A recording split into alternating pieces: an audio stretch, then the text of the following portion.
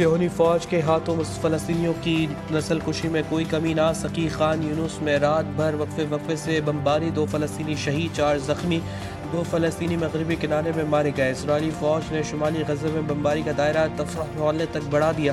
اسرائیل نے 30 فلسطینی قیدیوں کی لاشیں غزہ میں انتظامیہ کے حوالے کر دی۔ بیشتر لاشوں پر شدید تشدد کے نشانات۔ اسرائیل نے گزشتہ روز 2 لاشیں ملنے کی تصدیق کر دی۔ صہیونی فوج میں لازمی بھرتی کے قانون پر قدامت پرست یہودی بھڑ گئے۔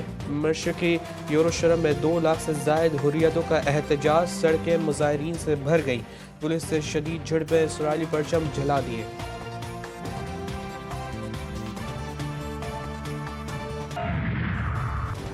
امریکہ اور انڈیا کے درمیان 10 سالہ دفاعی معاہدہ۔ امریکی وزیر دفاع اور انڈین ہم منصب نے دفاعی فریم ورک پر دستخط کر دیے۔ معاہدہ خطے میں استحکام اور اسٹریٹجک شراکت داری کے نئے دور کا آغاز قرار۔ امریکی وزیر دفاع کہتے ہیں دفاعی فریم ورک دفاعی تعاون، معلومات کے تبادلے اور ٹیکنالوجی کی شراکت کو مضبوط بنائے گا۔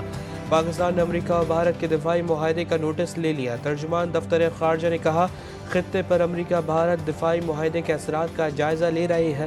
بھارت کی کسی بھی مہم جوئی کا بھرپور جواب دیا جائے گا۔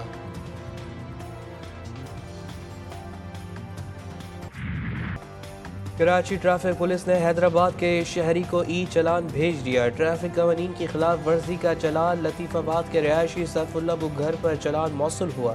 شہری نے کہا چلان میں پرنٹ شدہ گاڑی کی تصویر اور نمبر پلیٹ میری گاڑی کی نہیں، سیٹ بیلٹ نہ لگانے پر 10,000 روپے کا چلان موصول ہوا ہے۔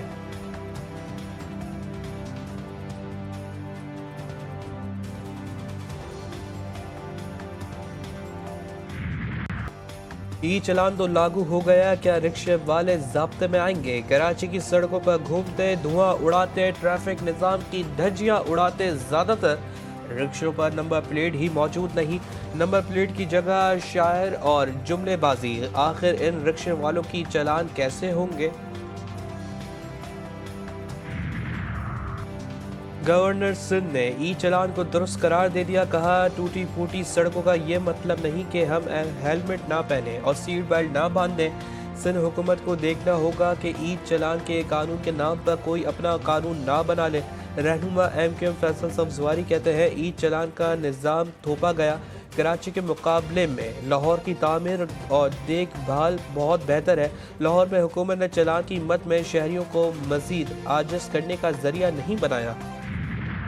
کراچی زیادہ صاف ہے یا لاہور؟ حکمرانوں کے بعد فنکاروں نے بھی کراچی اور لاہور کے مواضع کو لے کر نئی بحث چھڑ گئی۔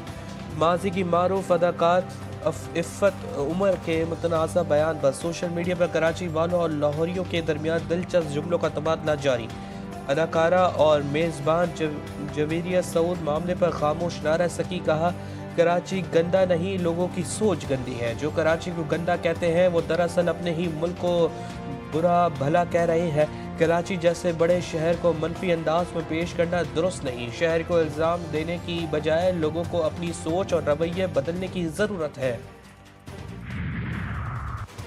علی پور میں صرف 50 روپے کے جھگڑے نے پورا گھر اجاڑ دیا۔ چکی مالک نے گندم پیسوانے کی رقم پوری نہ دینے پر مزدوروں کے سر پر اینٹ مار دی۔ لاش کو رات کی تاریکی میں سیلابی پانی میں پھینک دیا گیا۔ مقتول شاہد 4 بیٹیوں کا باپ تھا۔ سی سی ڈی کی کارروائی، مرکزی ملزم سمیت۔